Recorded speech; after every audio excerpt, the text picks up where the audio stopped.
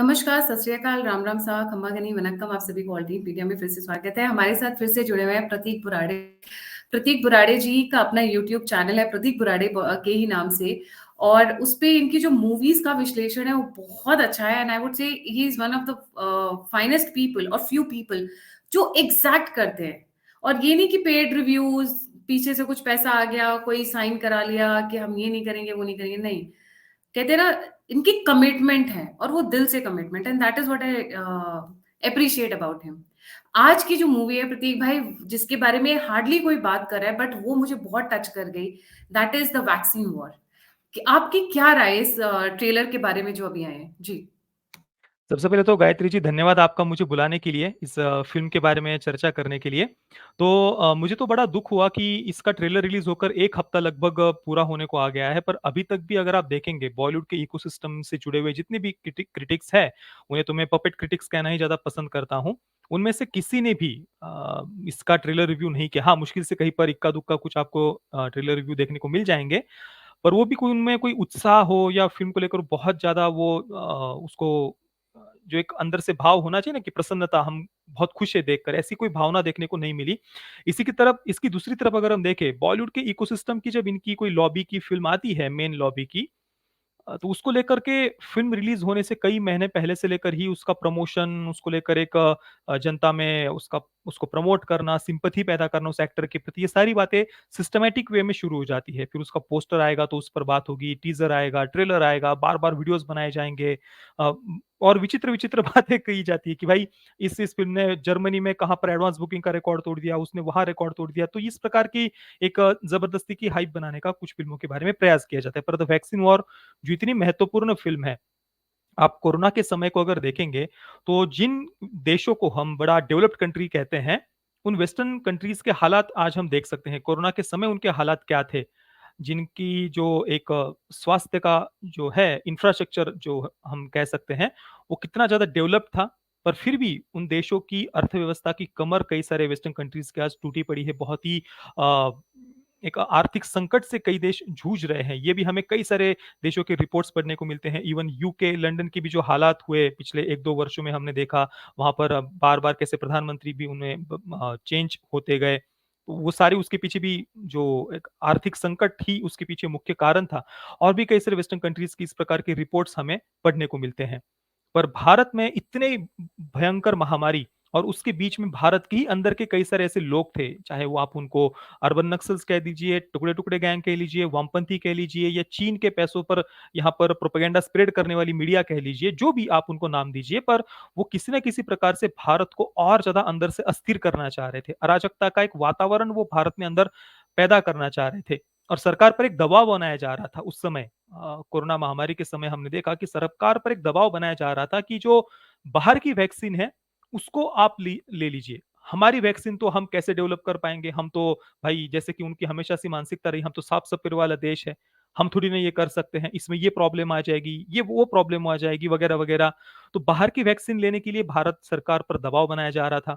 हमारा इंफ्रास्ट्रक्चर या भारत की जो व्यवस्था है, मैनेजमेंट है, वो किस प्रकार से बिखर चुका है, अराजकता, अनार्की का वातावरण बन गया है, इसको लेकर भी बहुत सारी भ्रांतियाँ उस समय फैलाने का प्रयास किया गया था। पर भारत ने इन सारी विघ्न बाधाओं को पीछे छोड़कर जिस प्रकार से हमने स्वयं तो वैक्सीन को डेवलप किया ही, इतनी सारी विघ्न बाधाएँ, प्रॉब्लम्स जो लोग अंदर से देश को अस्थिर करना चाह रहे थे, उन सब के उन सारी विपरीत परिस्थितियों के होते हुए भी भारत ने वो अचीव करके दिखाया जो बड़ी-बड़ी सो कॉल्ड डेवलप्ड कंट्रीज़ ने भी जो अचीव नहीं कर पाए। और आपको याद होगा कोरोना महामारी के ही समय अमेरिका ने अचानक से एक दिन जो वैक्सीन के लिए लगने वाला जो रॉ मटेरियल था, उसको उसका सप्लाई बंद कर दिया था अमेरिका ने। उसके बाद तुरंत अजित डोभाल जी और मोदी सरकार ने कुछ जो भी उनको पीछे से चाबियाँ घुमानी होंगी, वो उन्होंने किया और उसके बाद तुरंत वो सप्लाई शुरू भी हो गया था। वो बात भी हमें मतलब उस समय भी कोरोना महामारी का समय जब इतने सारे लोगों की मृत्यु हो रही थी, उस समय भी पश्चिम वेस्टर्न जो वेस्टर्न वर्ल्ड हम जिसको कह सकते हैं, वो उसका एक बिज़नेस पॉइंट ऑफ व्यू से कैसे हम उसका फ़ायदा उठा सकते हैं, इसके पीछे लगा हुआ था। और भारत के कुछ लोग जो उन्हीं वेस्टर्न मास्टर्स को अपने आप को उनका गुलाम मानते हैं, उनके इशारों पर नाचते हैं, ऐसी एक बहुत बड़ी लेफ्ट का इकोसिस्टम है जो उनको मदद कर रहा था। मैं आपको एक आर्टिकल यहाँ पर आपके साथ में शेयर करना चाहूँगा। 1 मिनट उसमें हाँ, तो आपके सामने ये हाँ, आ गया देखिए आर्टिकल है ये। हिंदुस्तान टाइम्स का आर्टिकल है, remove 14 articles on Bharat Biotech, court to the Wire. The Wire को ये कोर्ट ने कहा था उस समय कि भारत बायोटेक के विरुद्ध जो कुछ भी उनका एक पर्टिकुलर एजेंडा था, उस पर आपके 14 आर्टिकल्स को तुरंत हटा दो और इसके बाद में आप भारत बायोटेक हो या कोवैक्सीन हो, इनके बारे में इनको नीचा दिखाते हुए इनके आगे प्रोपेगेंडा स्प्रेड करने वाले कोई भी आर्टिकल्स आप नहीं लिखेंगे। After hearing the arguments, the court directed the removal of the articles within 48 hours and also restrained the wire from publishing any defamatory articles about Bharat Biotech and Covaxin. तो कुल मिलाकर देश के अंदर ही कुछ लोग ऐसे थे जो हमारी ही वैक्सीन को नीचा दिखाना या उसके विरुद्ध भ्रांतियां भ्रम फैलाना ये सब कुछ किया जा रहा था। और इवन मैं तो आपको एक और हमने जो बीच में उस समय न्यूज सुनी थी कि केजरीवाल सरकार पर आरोप लगे थे कि रातों रात किस प्रकार से अफवाह फैलाकर लोगों के मन में भ्रांति फैलाकर हजारों हजारों प्रवासी कामगारों को रातों रात रास्ते पर आने के लिए मजबूर किया गया था। हमने देखा वो दृश्य, हमने देखा दिल्ली की सड़कों पर किस प्रकार से हजारों प्रवासी कामगार आ गए थे और उनकी जो मूलभूत जीवनावश्यक वस्तुएं हैं उनका सप्लाई भी दिल्ली सरकार ने कट किया था। ये आरोप योगी सरकार ने लगाया था, ऑफिशियली ये आरोप लगाया हुआ है, उसको लेकर भी आर्टिकल्स कोई भी गूगल पर सर्च करके देख सकता है। और फिर उसी रात्रि को प्रवासी कामगारों को हजारों प्रवासी कामगारों को रस्तों पर आने के लिए मजबूर कर दिया था। उस समय यूपी सरकार ने बॉर्डर पर सैकड़ों बसेस को भेजा। रात भर योगी जी हो या जो बड़े-बड़े अधिकारी थे वे वहां पर लगे रहे और उन सभी प्रवासी कामगारों को उनके गंतव्य स्थान तक पहुंचाया गया सुरक्षित रूप से। पर ये क्यों क्यों किया जा रहा था? क्यों भारत को एक ऐसा अंदर से चित्र प्रस्तुत करने का प्रयास किया जा रहा था कि इस देश का तो सिस्टम पूर्ण रूप से टूट चुका है, बिखर चुका है, यहाँ पर तो अराजकता और अनार्की फैल गई है। क्या ये उन वेस्टर्न मास्टर्स को खुश करने के लिए किया जा रहा था? क्योंकि तुरंत वो जैसे ही फोटोज आते हैं, उसके बाद में विदेशी मीडिया तुरंत उन फोटोज को कैप्चर कर लेती है, उस पर आर्टिकल्स लिखने लग जाती है कि भारत में तो ये पूरी अराजकता की स्थिति उत्पन्न हो गई है। पर सभी जानते हैं कि कोरोना महामारी के समय हमारी सरकार का मैनेजमेंट व्यवस्था कितनी ज्यादा बढ़िया थी। दूसरे देशों की आर्थिक व्यवस्था जो आज हम पूर्ण रूप से टूटने की कगार पर कई सारे देशों की पहुंच गई, आर्थिक मंदी से जूझ रहे हैं, उसी जगह पर भारत विश्व की 5वीं सबसे बड़ी अर्थव्यवस्था बना। इन्हीं कोरोना महामारी के समय के बीच में से बाद में यूक्रेन रशिया का युद्ध हमने देखा, इन सब के होते हुए भी हमारा मैनेजमेंट, हमारी व्यवस्था ऐसी थी कि हम भारत की विश्व की सबसे बड़ी 5वीं अर्थव्यवस्था बने हैं, इन सारी विपरीत परिस्थितियों के बाद भी। जी, जी। और काफ़ी इंटरेस्टिंग था प्रतीक भाई। एक चीज़ इसमें नोट करने की है, आपने देखा, जो ट्रेलर आया ना वो बहुत इंटेंस है। मतलब मैंने जस्ट ट्रेलर ऐसे ही देख लिया और मुझे लगा कि इसके बारे में कोई बात क्यों नहीं कर रहा है। मतलब बॉलीवुड के इतने सारे रिव्यूज़ लोग करते हैं, हर मूवी का ट्रेलर डिस्कस करते हैं, बट ये मूवी का trailer should have been must, क्योंकि बहुत सारे कितने लाखों करोड़ों लोगों की जान बचाई है। एक बात बताइए, साइंटिस्ट के बारे में जो इंटेंसिटी इस मूवी में दिखाई गई है ना, जो इंटेंस इमोशन है, ट्रस्ट मी, मैंने वैसे इंटेंस इमोशंस, मैंने बहुत सारी साइ-फाई मूवीज़ देखी हैं, बट वो इमोशंस नहीं दिखे मुझे कभी। मशीनरी टाइप में दिखता है, बट वो इमोशंस नहीं दिखे हैं। जी, ट्रेलर के ऊपर आपके क्या कमेंट्स हैं प्रतीक भाई? ट्रेलर में आपने एक सीन देखा होगा, मतलब एक वामपंथी महिला पत्रकार का कैरेक्टर तो आप देख ही रहे होंगे। उनके मीडिया हाउस का नाम द डेली वायर उन्होंने दिखाया है और वहाँ पर एक सीन में कंप्यूटर पर एक पोस्टर हम देखते हैं जिस पर लिखा हुआ है कि भारत को कैसे विदेशी वैक्सीन की आवश्यकता है। Modern India needs foreign vaccine, ऐसा कुछ वहाँ पर लिखा हुआ था। तो जो मैंने थोड़ी देर पहले आपको बातें बताई कि अंदर की देश के अंदर की ही मीडिया किस प्रकार से ये सारा प्रोपेगेंडा स्प्रेड कर रही थी, ये बातें भी हमें वहाँ पर देखने को मिलती है। हमारी जो वैज्ञानिक है, महिला वैज्ञानिक है, उनके अचीवमेंट्स को ये फ़िल्म सेलिब्रेट करती है, जो एक काफ़ी भावुक कर देने वाली बात है। और इवन सुधा मूर्ति जी का कल रात को उन्होंने भी इस फ़िल्म को देखा, बैंगलोर में इसकी स्पेशल स्क्रीनिंग हुई थी। तो वो विवेक अग्निहोत्री जी ने वीडियो शेयर किया है, तो उन्होंने भी फ़िल्म की बहुत-बहुत प्रशंसा की है। वे भी फ़िल्म देखकर भावुक हो गई थी। इसके अलावा आर माधवन जी ने भी अमेरिका में जब इसकी स्पेशल स्क्रीनिंग हुई थी, वहाँ पर उन्होंने इस फ़िल्म को देखा, तो उन्होंने भी इसकी बहुत प्रशंसा की और कहा कि जिस प्रकार से ऑडियंस के आँखों में अश्रु थे, तो उनकी भी आँखों में अश्रु थे इस फ़िल्म को देखने के बाद में। तो हमारे वैज्ञानिकों की जो अचीवमेंट्स हैं, जो उन उसको ये फ़िल्म सेलिब्रेट करती है। और जो आपने कहा कि बॉलीवुड का इकोसिस्टम इस पर शांत क्यों है?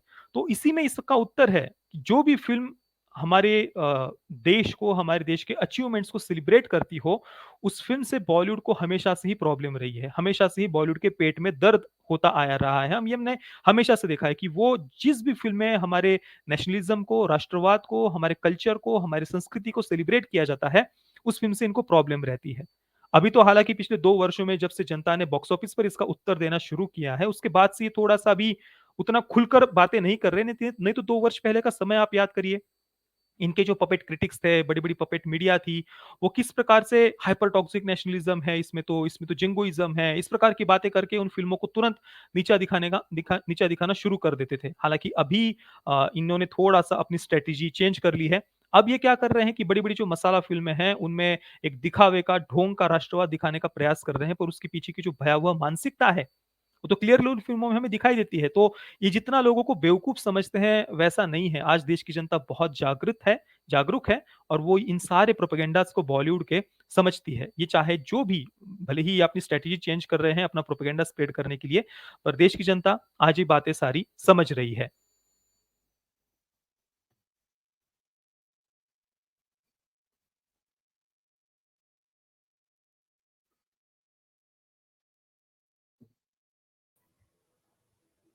सॉरी जी।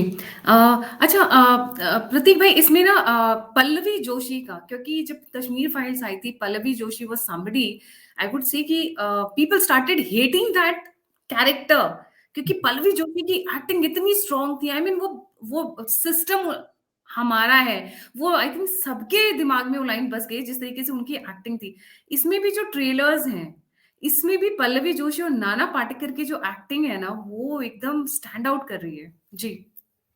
बिल्कुल सभी के परफ़ॉर्मेंसेज़ ट्रेलर में बहुत ज़्यादा बढ़िया लग रहे हैं। नाना पाटेकर जी हो, पल्लवी जोशी जी हो और अन्य भी सभी के परफ़ॉर्मेंसेज़ बढ़िया थे। और जो टेक्निकली भी फ़िल्म काफ़ी बढ़िया बनी हुई लग रही है। फ़िल्म की प्रोडक्शन वैल्यू हो और जिस प्रकार के रिव्यूज़, रिएक्शंस लोगों के हम देख रहे हैं, तो मैं तो फ़िल्म को देखने के लिए बहुत ज़्यादा उत्सुक हूँ। पर आश्चर्य की बात देखिए यहाँ पर इतने बढ़िया परफ़ॉर्मेंसेज़ होते हुए भी कहीं पर भी उन परफ़ॉर्मेंसेज़ के बारे में चर्चा हो या उनकी प्रशंसा हमें देखने को नहीं मिलती। हालाँकि इनकी घटिया फ़िल्में जैसे कि अभी जवान का भी अगर हम उदाहरण लें तो उसमें इतनी घटिया एक्टिंग, इतनी घटिया थीम पर फिर भी उसकी प्रशंसा करते हुए बॉलीवुड का इकोसिस्टम नहीं थकता। एक बहुत ही क्रिंज फ़िल्म मैं उसको कहूँगा और दूसरी तरफ हम द वैक्सीन वॉर में देखते हैं इतनी बढ़िया फ़िल्म ये बड़ी-बड़ी बातें करते थे कि भई हमें आर्ट हाउस फ़िल्मों को सेलिब्रेट करना चाहिए, मसाला फ़िल्में तो बस एक मास ऑडियंस के लिए होती है, उनको तो आर्ट की कुछ समझ नहीं होती। इस प्रकार की बातें आज से 2-3 वर्ष पहले तक ये बॉलीवुड का इकोसिस्टम करता था कि भई लोगों को तो समझ ही नहीं है आर्ट हाउस फ़िल्मों की या जो टेक्निकल जो बातें होती है फ़िल्मों की, वो तो इनको समझ ही नहीं है। ये तो बस कुछ डम मसाला फ़िल्में वगैरह ये देखते हैं, पर आज वही इकोसिस्टम अपने इनके जो सो कॉल्ड बड़े-बड़े सुपरस्टार्स वगैरह हैं, उनकी उन्हीं बिल्कुल क्रिंज डम ऐसी जो फ़िल्में हैं, उनको सेलिब्रेट कर रहा है और दूसरी तरफ इतनी बढ़िया थीम की फ़िल्म जिसमें एक्टिंग इतनी बढ़िया हमें सभी की कलाकारों की देखने को मिल रही है, पर उसको पूर्ण रूप से इग्नोर कर दिया जाता है।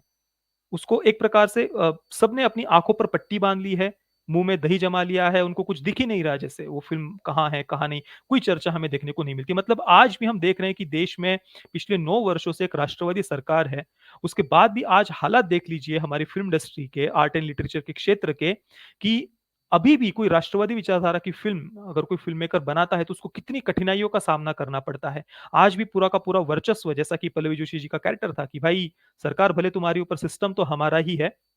तो वही बात हम हमने क्लियरली अपनी आँखों से देख सकते हैं कि इतनी बढ़िया फ़िल्म और उनकी विवेक अग्निहोत्री जी की पिछली फ़िल्में आप देख लीजिए तो ताशकंद फाइल्स किसी का कोई सपोर्ट नहीं था। पर फिर भी वो फ़िल्म 100 दिनों तक थिएटर में चली और 50 करोड़ से अधिक का बिज़नेस किया था। इतनी इंटेंस डार्क फ़िल्म होते हुए भी। उसके बाद में द कश्मीर फाइल्स का तो कहना ही क्या, वो तो एक ऐतिहासिक फ़िल्म उसको हमेशा के लिए कहा जाएगा। केवल 500 स्क्रीन्स पर वो फ़िल्म रिलीज़ हुई थी। पहले दिन मात्र 3.5 करोड़ का बिज़नेस किया था, मात्र। और 3.5 करोड़ से डायरेक्टली 350 करोड़ तक पहुँचना, ये मुझे नहीं लगता कि इतिहास में दोबारा कभी हमें देखने को मिलेगा कि इतने कम, इतनी छोटी शुरुआत के साथ में उसने जो अचीव किया है, जो जनता ने खुद होकर प्रेम दिया है, किसी का सपोर्ट नहीं था। इतना सब कुछ होने के बाद भी विवेक अग्निहोत्री उनको ना ये इंडस्ट्री सेलिब्रेट करती है, ना उनको लेकर जो इंडस्ट्री की पपेट मीडिया है, वो कहीं पर उनको अपने राउंड टेबल्स में या अपने इंटरव्यूज़ के लिए बुलाती हो, कहीं पर उसके बारे में चर्चा करती हो, फ़िल्मों को लेकर जो एक्साइटमेंट कहीं पर नहीं। तो इससे एक बात हमें पता चलती है कि भाई बॉलीवुड का जो ये इकोसिस्टम है, वो बिज़नेस के लिए फ़िल्में नहीं बनाता। इनको अगर सच में बिज़नेस की चिंता होती, पैसों की चिंता होती, अपने जो भी हमेशा ये कहते हैं ना कि भाई हमारे थिएटर बिज़नेस का क्या हो जाएगा, जो समोसा बेच रहे हैं, पॉपकॉर्न बेच रहे हैं, उसका क्या हो जाएगा?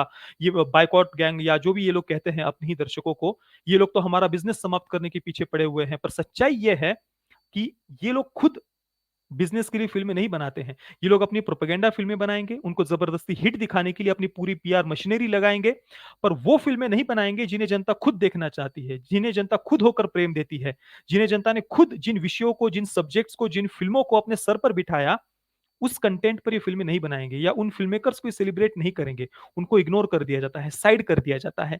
और बाकी जो प्रोपेगेंडा फ़िल्में हैं जिनमें बहुत ही चाहे वो देश विरोधी थीम हो, नक्सल प्रेमी थीम हो, आतंकवादियों को जस्टिफाई करना हो, कोई वोक प्रोपेगेंडा, कोई वोक एक्टिविज़्म हो, वैसा कंटेंट ये बनाएँगे, उस पर पैसा लगाएँगे जबकि इनको पता है कि भाई जनता ऐसा कंटेंट नहीं देखना चाहती। जनता ऐसा कंटेंट नहीं पसंद करेगी। पर फिर भी ये लोग वैसा ही कंटेंट बनाएँगे, उसी को प्रमोट करेंगे, उसी को पीआर लगाकर, पैसे फूँक-फूँक कर उनको ज़बरदस्ती हिट दिखाने का प्रयास करेंगे। जी, जी।